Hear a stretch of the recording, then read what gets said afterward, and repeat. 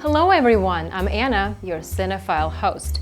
Most of you already know the enemy is suppressing us with military power more and more aggressively. And you might also have heard that their military strength is much more powerful than ours. But have you ever noticed that the strike force of Nazi Germany in World War II was much stronger than the Allies even before they surrendered at the end of the war? So how did the Allies win the war? Is it possible to smash the brutal invasion of the enemy in our fight with our allies for a liberal democratic system and to save the world from being enslaved by communism? The movie Fury has the answer.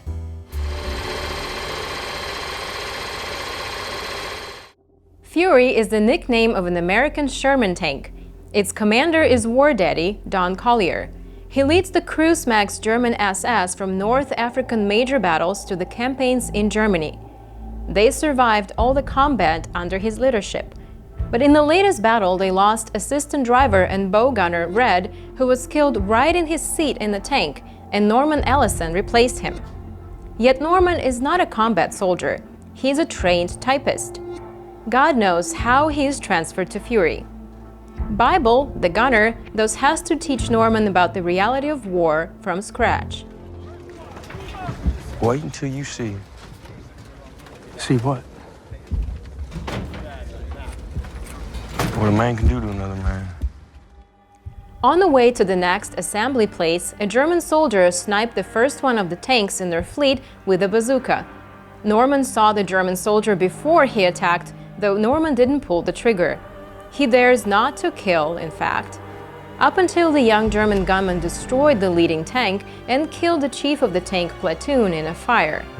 Norman realizes how serious was the mistake he has made. After the fight, they got a POW and Don decides to teach Norman how to survive the war. You here to get me killed? You gonna get me killed? No. I need you to perform. Just get it over with. Just get it over with. I can't do it. Yes, you can. I know you can. He kills you, or you kill him. Simple math. You or him. Pick. Don decisively forces Norman to kill his first ever war enemy. After the killing, Norman claims that his conscience is clean, but the other crew members tell him that Don is right. They trust Don because he is solidly dependable to keep them alive in any war. That's why they can push the battlefield deep in Germany now.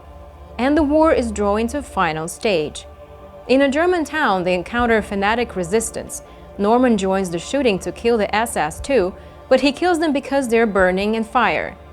Don then takes Norman to see the room where around 10 well-dressed German officials committed suicide the night before American troops took control over the town. Norman cannot understand why Don wants him to see this. Why are you showing me this?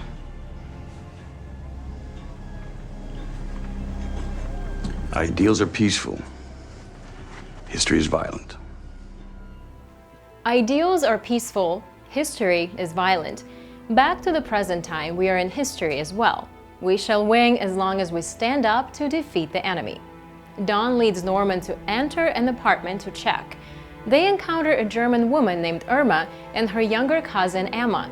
Don pays them in cigarettes, eggs, and more for a hot meal and some hot water for a shave. Norman plays the piano, makes Emma bond with him, and at Don's urging, the two go into the bedroom. Unexpectedly, when the four sit down to eat, the rest of the tank crew drunkenly barges in, harassing the women and bullying Norman, but Don firmly rebukes them. A few minutes later, they are called away for an urgent mission, but as the men prepare to leave the town, German artillery targets there, killing Emma. When Norman tries to touch Emma's dead body, Grady the loader pulls him back. Norman is furiously mad about his cold-blooded ruthlessness. He outrageously shouts at Grady and punches him. Come on. It's called war. You feel it? No matter how sad Norman is, Emma is dead, killed by German artillery. Norman deeply feels the pain from the loss of a loved one. The war cannot be more real and cruel for him now. With the fury of revenge in his mind, Norman joins a deadly fight with a much stronger German Tiger tank.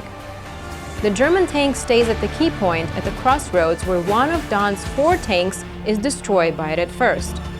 After a dogfight on the ground, the German Tiger also knocks down the other 2, and Fury is the only one left.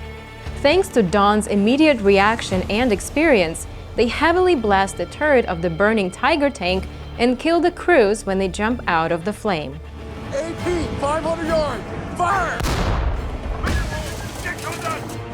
Again!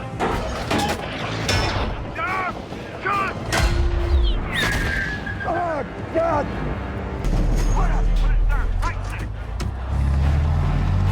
Michael, put it up his ass when the armor's thin. I know to fucking hit him! On you, Claire! On the white! Shit! Bible, steady! Steady!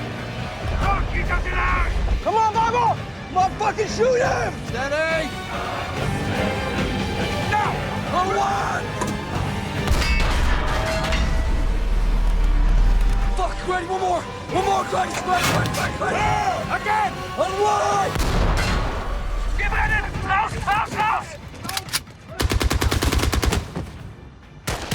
Fucking Nazi! Fuck you! Norman becomes a warrior. They won the battle, but they were the only force to defend German SS at the crossroad with lost radio communications. They cannot inform the friendly, and neither can they request support. Not very soon after their tank is crippled by a mine, around 300 SS combat men march to the crossroads and pounce on 5 of them head to head.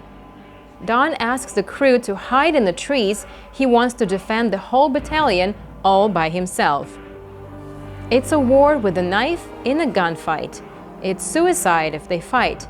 Yet Norman jumps back on the tank first, and they all stay with Don eventually. Bible the gunner and a T2 teller drink the last bottle of wine with all of them and give the testimony praising the righteous act. You know, there's a Bible verse I think about sometimes. Many times. It goes, "Then I heard the voice of the Lord saying, Whom shall I send? And who will go for us?"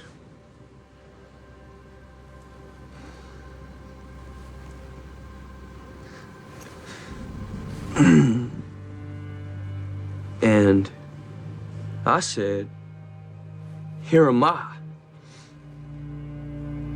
Send me." Don then says that it's from the book of Isaiah, chapter 6. Soon after, the German SS comes. 5 of the self-sending men courageously fight without hesitation. They ambush the Germans, inflicting heavy casualties in a long and vicious battle. Grady is the first killed by a Panzerfaust that penetrates the turret. Gordo sacrifices himself by covering an unpinning grenade before it explodes. Then a sniper kills Bible and severely wounds Don. Out of ammunition and surrounded, Don orders Norman to escape through the floor hatch as the Germans drop potato masher grenades into the tank. Norman slips out just before they explode, killing Don. Norman tries to hide as the Germans move on, but is spotted by a young SS soldier who hesitates, then leaves without alerting his comrades. The next morning, Norman is rescued by American soldiers. As Norman is driven away in an ambulance, he looks back at numerous dead SS soldiers lying around the disabled Fury while the American troops continue their advance. When facing the enemy, the Fury makes a good example that we shall win as long as we fight. Even if we cannot defeat the enemy, we still can make them pay a high price with heavy casualties. In the name of justice, we are doing the righteous act, and may our sacrifice be worth it. Hope you have learned something about the reality of war in this episode, and welcome to our Funday website to find more. Let's go fight for our future.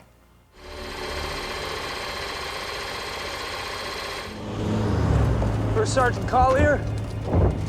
Maybe. What the fuck are you? Private Ellison. I was told to report to you. I'm your new assistant driver. No, you are not. Yes.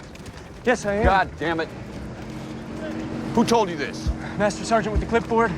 Bullshit. Right there. He's right. What's your name? Norman.